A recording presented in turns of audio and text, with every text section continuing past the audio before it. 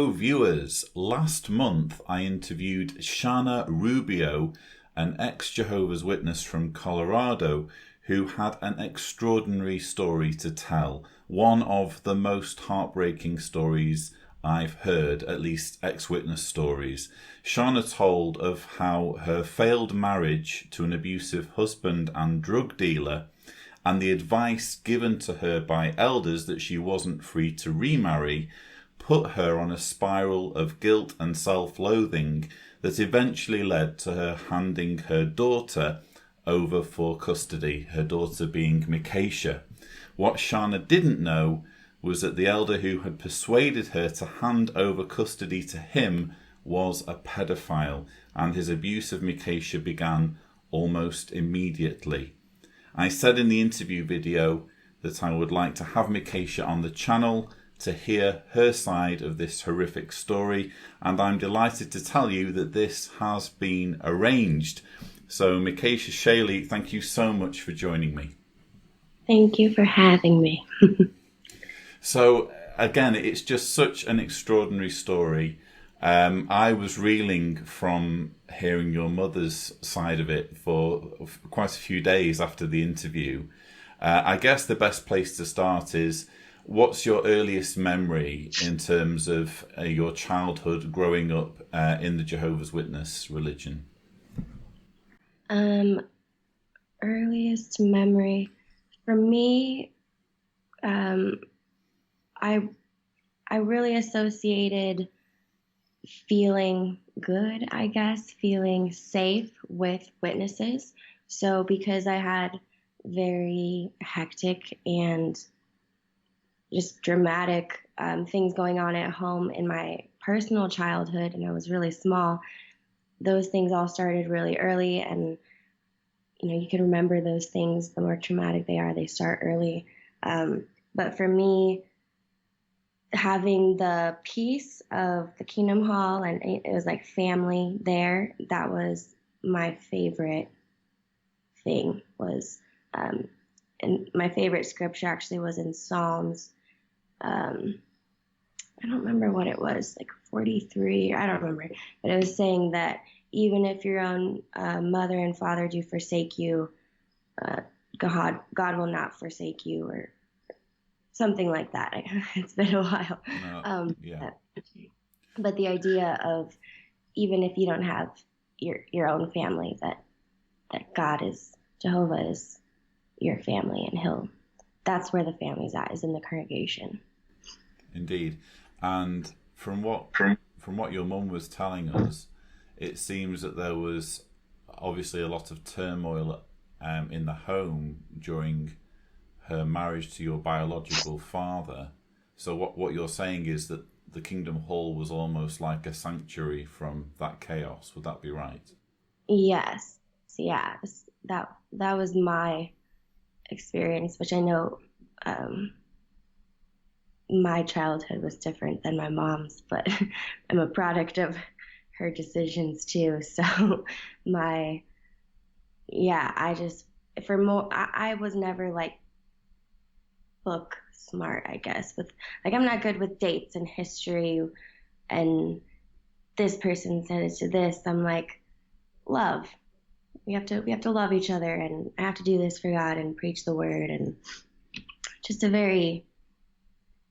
all about the feelings, I guess. Indeed. And then you start to learn about the facts.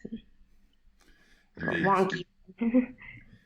So I'm just kind of moving forward to when your mother and biological father separated. For a period, you guys were together, you guys meaning you and your mother.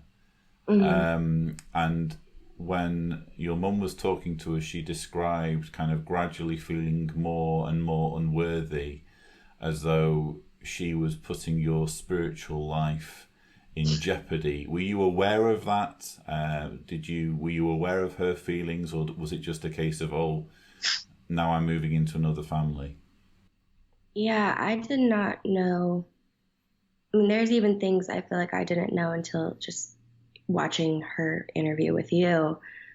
Because for me, I my view of it was, okay, my mom she doesn't want to take care of me anymore. This isn't working, I guess. So for me, growing up, it was this this unloved idea, complex that I grew up with of, so many mothers and fathers that what's the problem here with me? But yeah, I can't imagine what kind of guilt she's lived with, and I do not blame her at all for anything. I That's just crazy to me that we were on such separate ends, that she was doing everything she possibly could because she has to save my life, and on my end, I'm just like, just stay in. The way you'll save my life is if you save your life. That sort of. I see. And I'm obviously we'll get to kind of where you are now and reconciling and that kind of thing. I'm just interested to know, you're limited when you're a child, I think, as to knowing really who your parents are until later in life, and probably that's true of you as well. But would you say that your mother is a different person to who she was as a Jehovah's Witness, or more or less the same? I would say she is still the same person. I know it's not. I mean, it's still. It's not like you become a different person. She's definitely stronger in a lot of things, different in ways she handles things, and things that she is willing to accept or not, and that's a definitely a change, but she's the same. Yeah. Well, that's kind of what I was wondering was you mentioned her being stronger, and the image that she paints of that period just before you were given away is of a very insecure, very emotionally unstable person. And yet when I interviewed her, that was not the the Shana that I saw on camera. I saw someone who seems to have her act together and seemed very confident. So I guess freeing yourself from a restrictive kind of way of thinking is going to help in that regard. So obviously it's entirely up to you what you share of your experience when you were given over for adoption. Is there anything you'd like to say about that period in your history? So so when I was 6, is when I moved in with this Jehovah's Witness family, and I lived with them for 2 years before I was officially adopted by them.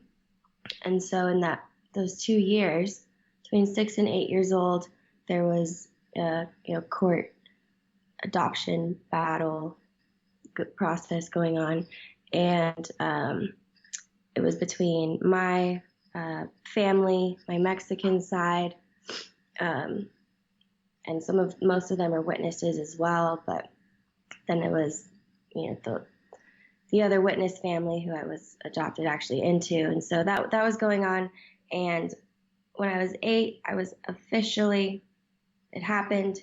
The papers were done. They had a little adoption party at the congregation, and I think, I'm pretty sure it started that night, the abuse. So it was like a 2-year grooming process for him to make sure that I was in his family, that I was of his last name, made sure I was in, and then began. So that's a long haul of, and he definitely was crazy to his sons as well, not in a sexually abusive way, but way too much thinking went into punishment, and just a tyrant. Yeah. Well, that's just incredible. I hadn't maybe Shana mentioned that 2-year period, but that for me really drives home how calculated these predators are, because it shows a very kind of clearly meditated path of no, I'll wait till everything's finalised. And then the minute everything's finalised, that's when it begins. What was unusual about your story, obviously you'll be aware of this now, especially with all the child abuse cases that are coming to light.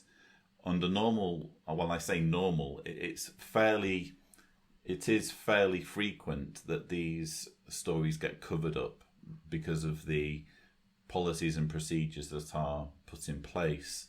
With your story, it was different. And I wonder if you could just explain a little bit about why it was that your abuse wasn't covered up. Yeah, that was something that once I understood that as an adult too, so I'm very grateful for. I mean, it's not something in normal society that should just happen. It's not something, but I am grateful for it in my circumstances. But so abuse lasted 8 or 9 months, and my best friend, who is no longer a witness now too, she I told her, and I know it's not my absolute place to say, but I know that he was creepy to all my friends, every young girl in the hall. So I'm not to say if he did anything to her or anyone else, but she knew. Little kids know. So she told her parents, and it was fortunate that she was my second witness, basically. I feel like I'm so happy that happened, that she was the one who went and said something, because even so, growing up, I was the bold one, she was the shy one, and I would never say anything. And for months, the whole time the abuse was happening, I remember trying to wake up. I'm gonna tell his wife today. I'm gonna do it.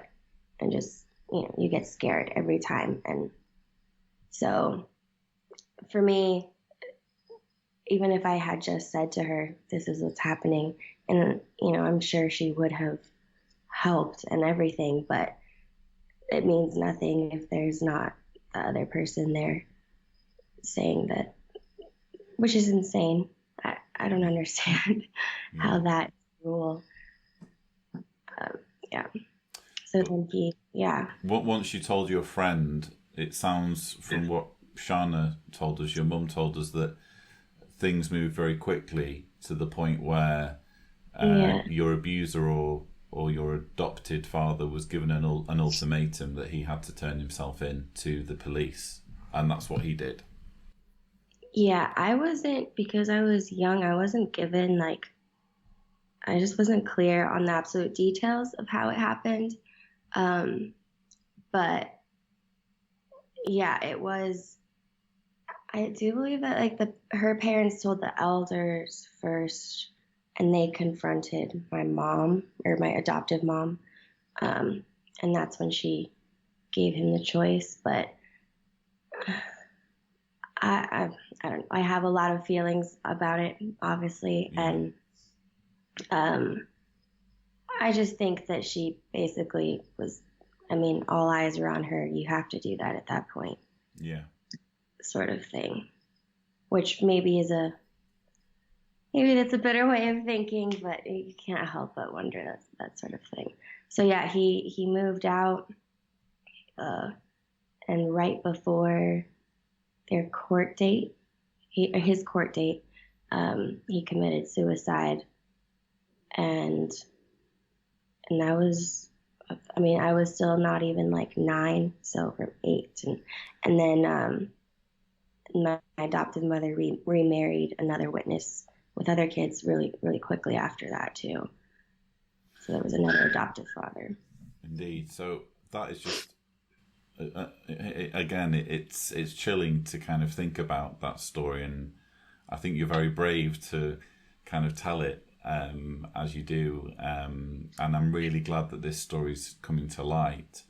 Of course, things didn't instantly get better, because your new adopted father was very keen, apparently, on keeping your biological mother out of your life. So, yes, this is a theme too that, um, because I have two older sisters from my adoptive father, the most recent one, um, their mother as well was disfellowshipped. So we were in these circumstances where theirs was, different. They were still, split custody sort of thing, but they were reaching the age where, it's like 15, 16. And well, if you're baptized, you got to make a decision. What's the point of having a relationship with your mother if she's just going to die anyways? You got to cut it off now. And so and I got baptized at 12 years old. And that was, yeah, just quite the thing. Were you sure about your beliefs at 12? Do you feel as though you were well informed to make that decision? I mean, I'm sure at 12 I felt super psyched about it. But I mean, I remember being scared, like going over questions. What was the book? The Green Organized. The organized to do right. as well, yeah. And that's what it's like. There's the 3 questions that they ask you when you study to get baptized. I was so scared before we started doing the book, because I was like, I hope this isn't like information. Like, I don't know things. Like, I just want to pioneer, and I wanted to travel the world and go where the need is greater and be in a Spanish speaking country and, I was going to do all this. So for me, it was more of, I just wanted to be part of it. And for sure I didn't want to die. And that was real, at least, feeling that was what was going to happen to you. That's kind of like a familiar thing from what your mother was saying, that this whole fear of Armageddon plays on you. And it's obviously one thing to deal with that yourself, but then to be thinking that your child might be at risk of dying at Armageddon because of the way you're raising her. Of course, all of this led to the whole situation you were in, but I understand things were further complicated in your adopted family because there was some resentment about the circumstances under which your abuser had committed suicide, and perhaps a feeling that you were in some way responsible. I had a very interesting childhood with my brother growing up. We're the same age. He's 6 weeks older than me, and we've known each other since birth because our moms were friends. But yeah, there definitely was. I just felt there's awkwardness. There's the air of, well, I mean, honestly, if I hadn't been there in the first place, my dad wouldn't have been dead or whatever. That sort of thinking. And so, yeah, it was just a very tension-filled household, I feel like. And I have a very cold relationship with my adoptive mother. It's very touch and go. But despite this, you started reaching out to your mother. I forget what the frequency was. It was something like once a year or something. But you were even kind of trying to get through to her on mobile phones. Or just tell us a little bit about your efforts to keep contact going. Yeah. So, yeah, you have to be secret.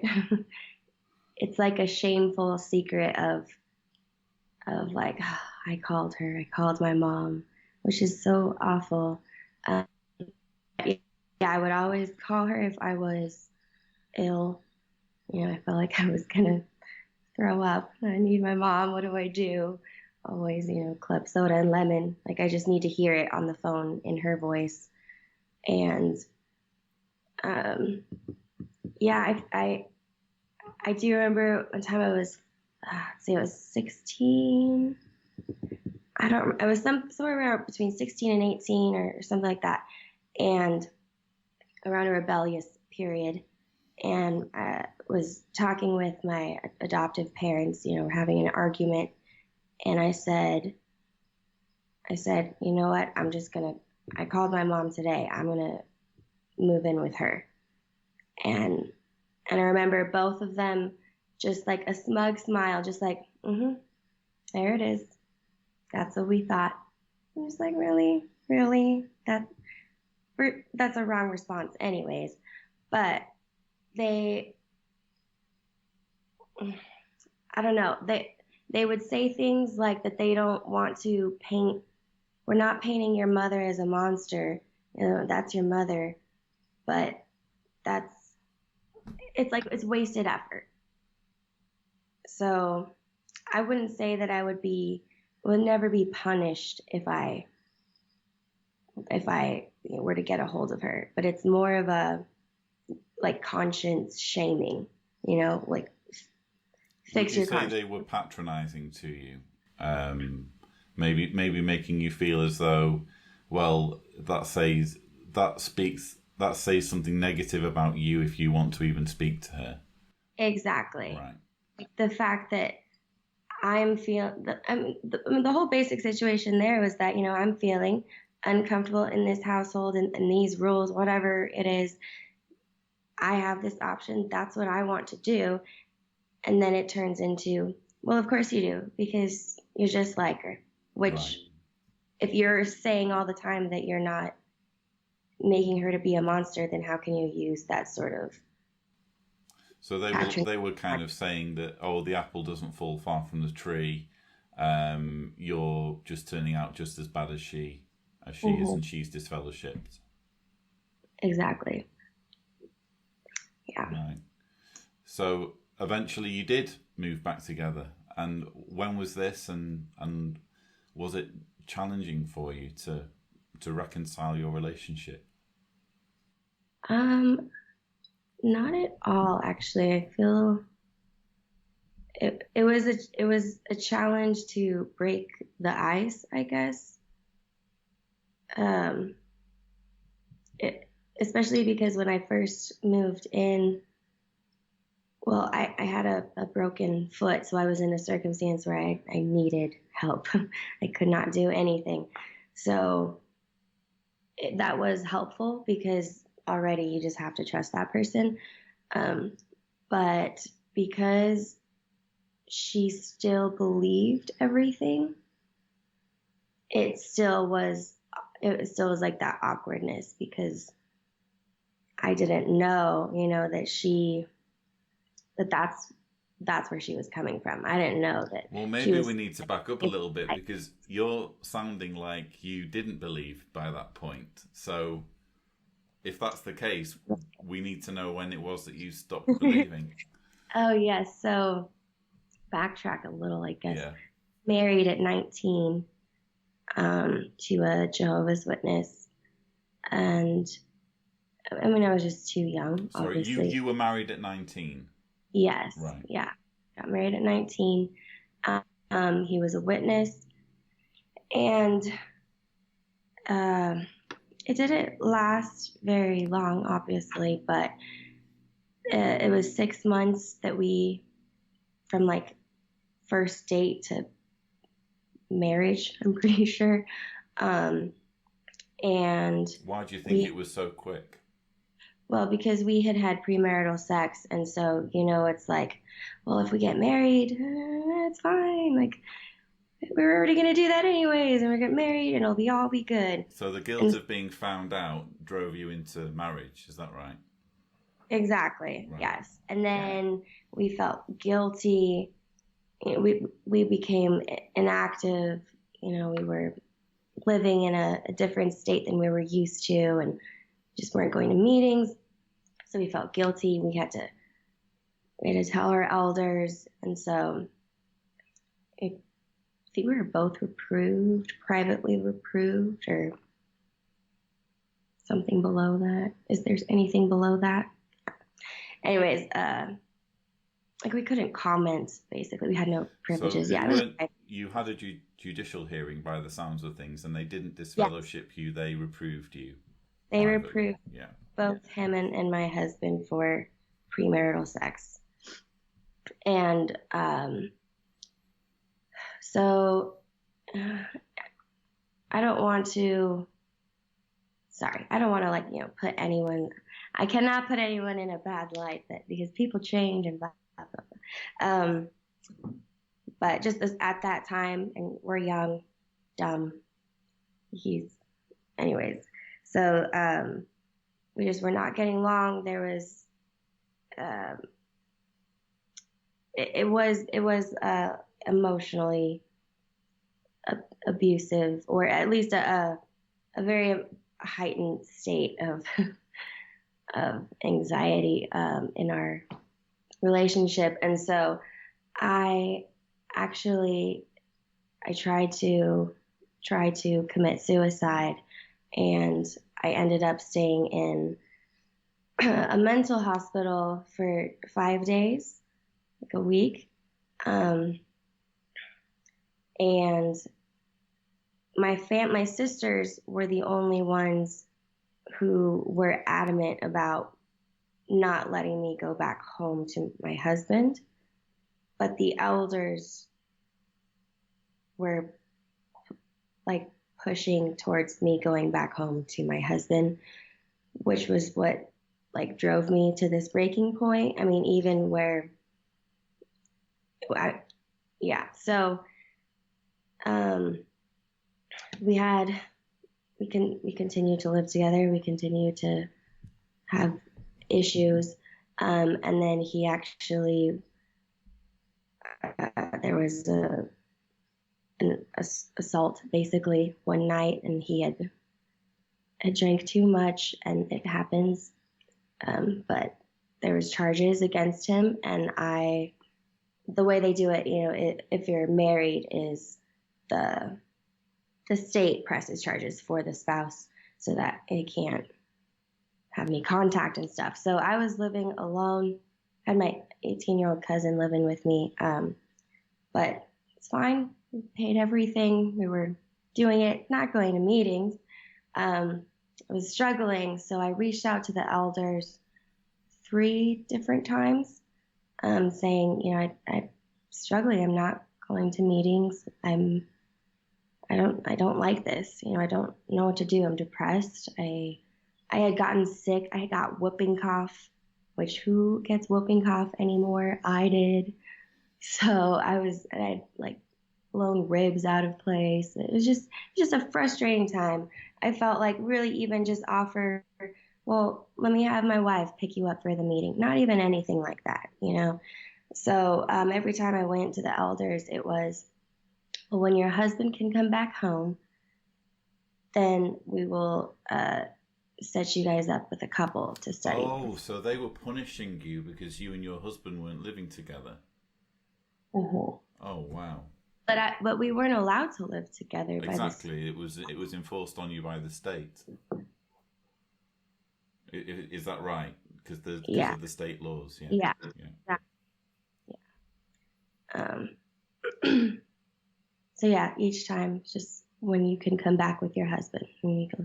So I ended up just working and working, and I had been taking I've taken medications I think since I was like 15 or 16 for depression, anxiety, things that are brought on by years of abuse.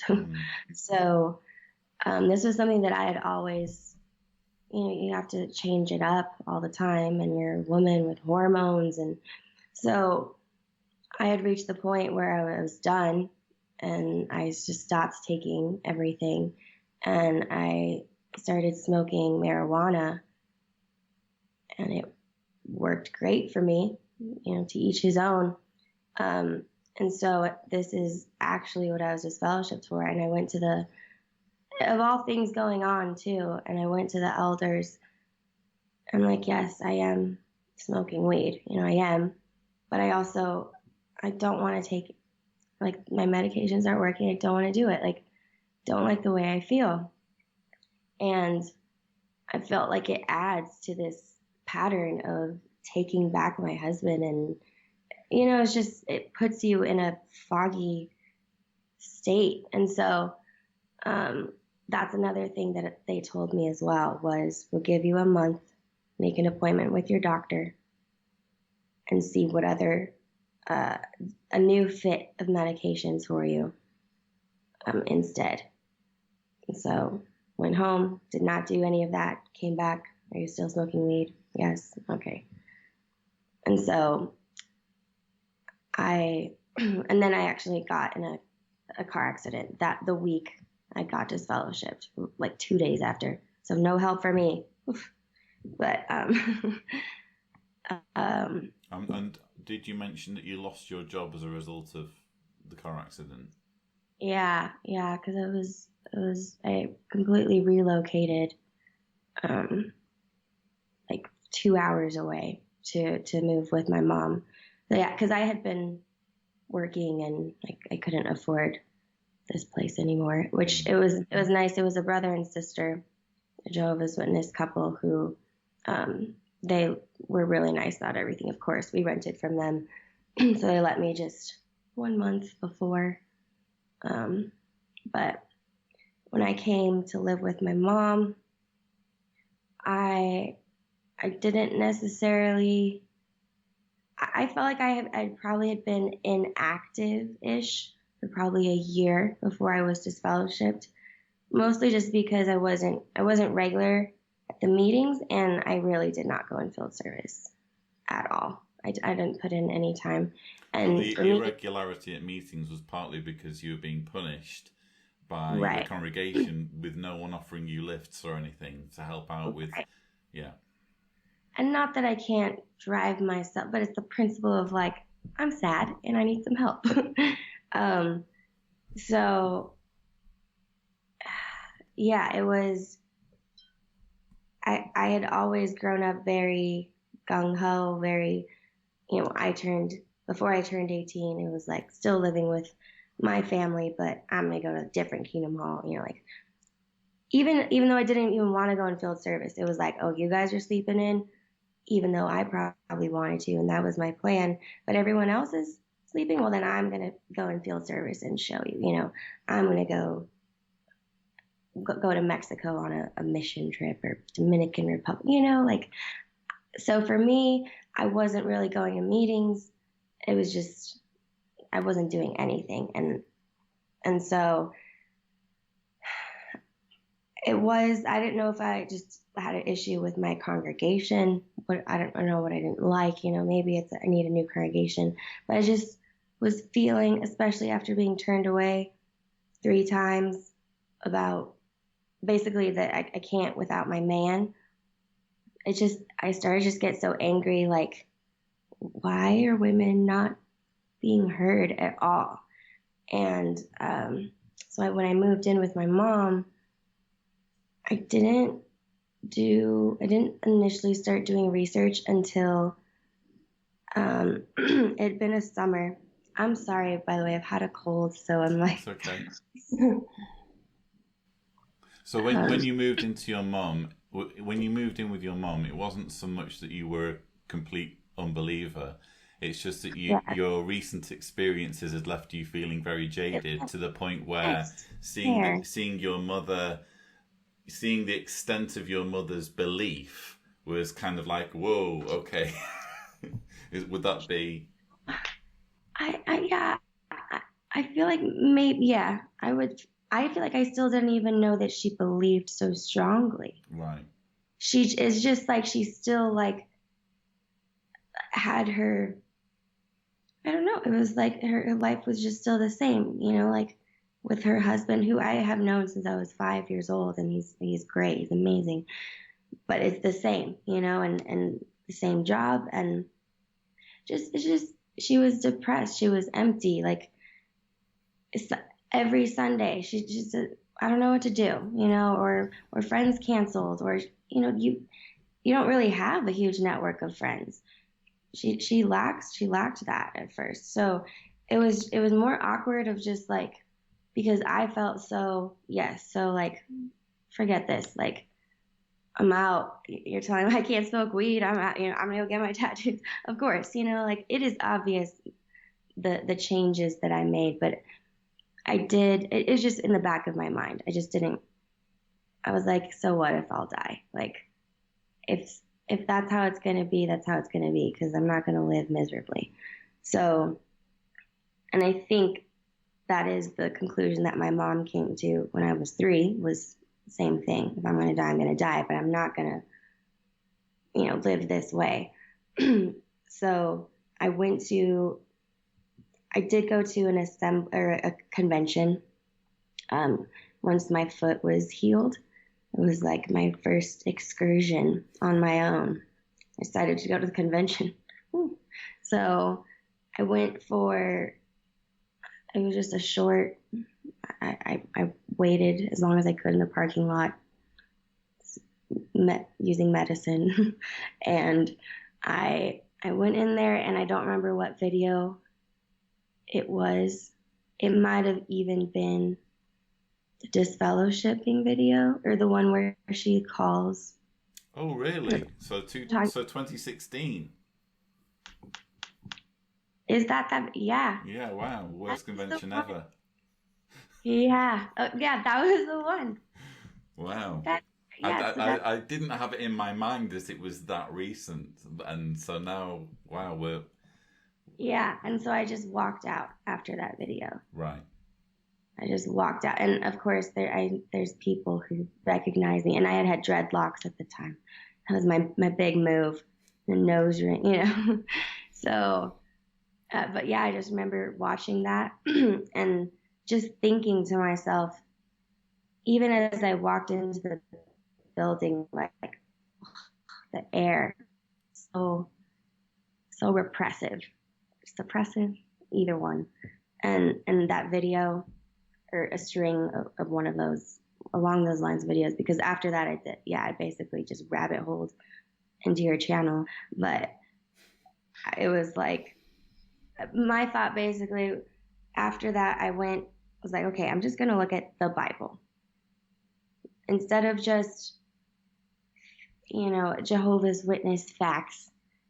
Even just in the Bible, trying to look at it from the color that we put on it. God is not very nice. Like, he's just really not nice. And so the biggest thing for me was, first of all my friends were gay growing up, and I couldn't explain to them, and they would always, kindly, and they want to know, explain to me your religion's stance on this. And that was something that I could. When you say your friends, do you mean school friends who weren't witnesses? Yes. Yeah. Yeah. Oh, yeah. I had so many acquaintances, which was another thing you're not allowed to do. But, so for me, it was the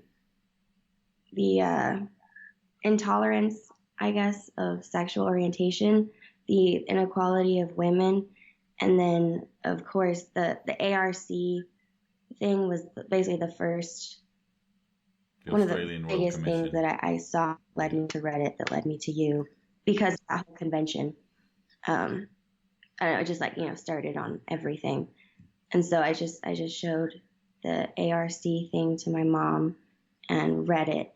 And for her, that was a huge thing, being able to communicate with other people. But, and then 537 BCE, of course. I was like, what? She mentions nearly crashing the car when she watched that video or something like that. Yeah. Amazing. Yeah. And another thing too, when I moved in, my mom was still very actively scared of demons, which I think it was a thing that kind of made her uncomfortable with me, because that was my guilty pleasure even when I was a teenager. I love scary movies. I love, witchcraft. I don't know what to tell you. We're not talking Scooby-Doo. We're talking the real kind of hardcore. Yeah. Yes, yeah. And the one that's an R rated.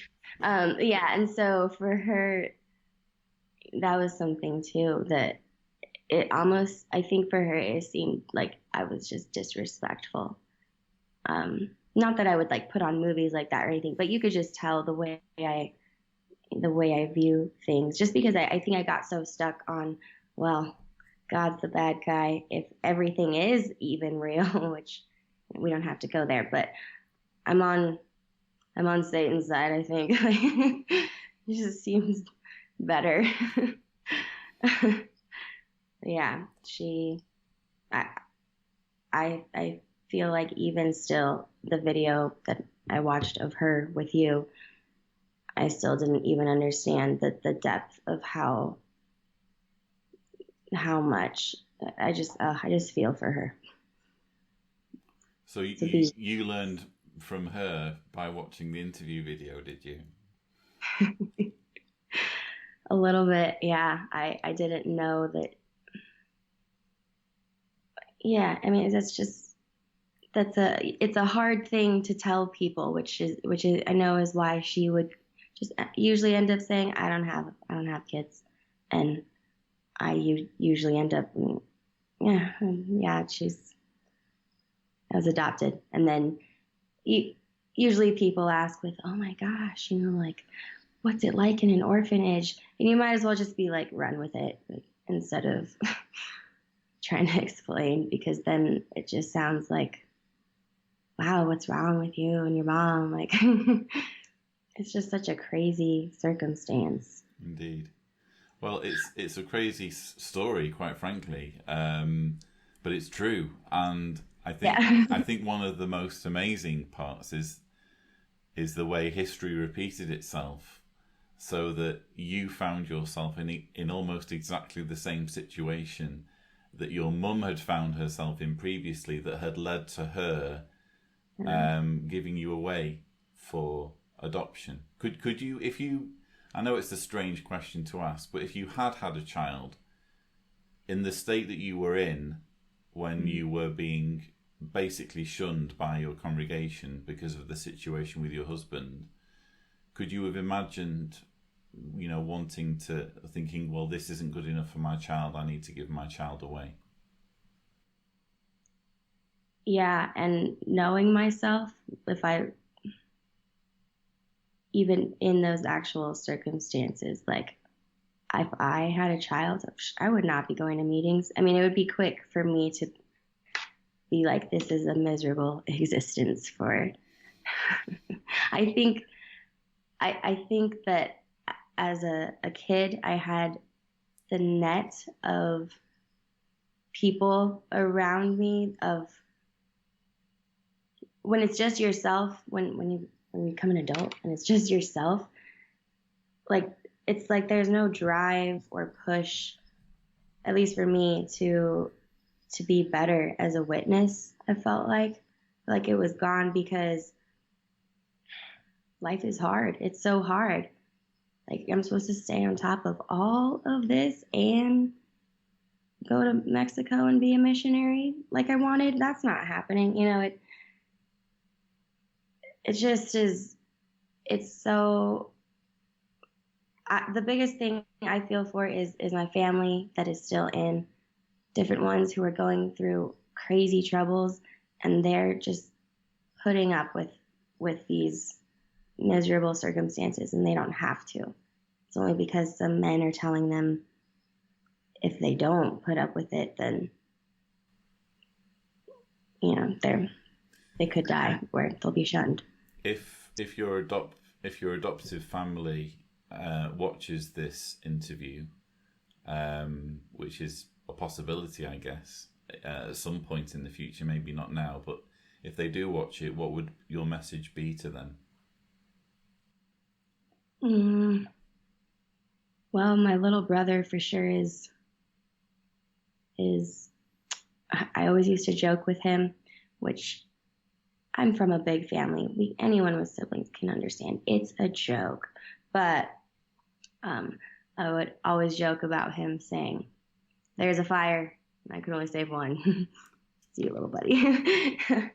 um, and I just yeah, use critical thinking. I mean, just actually think about the world isn't that scary of a place. Like, how can you go to the internet for all the rest of your problems, yet the one thing that you are basing your whole life on, you can't even research that a little bit on there's that doesn't make any sense. Like, what do you have to lose?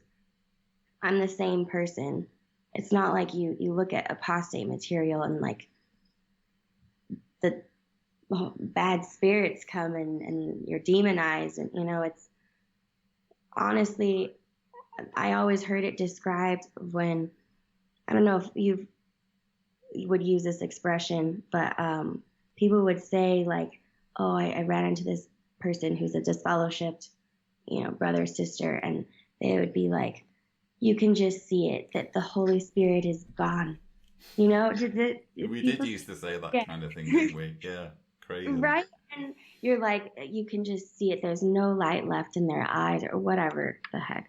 And I truly felt like, I mean, the minute, like the 537 BCE thing or whatever, that one thing, I mean, I feel like a person that has been colorblind who's just put on those glasses, and, like, I feel like my brain literally works better, like I can actually think about things and question things for myself. And what am I willing, and it's just.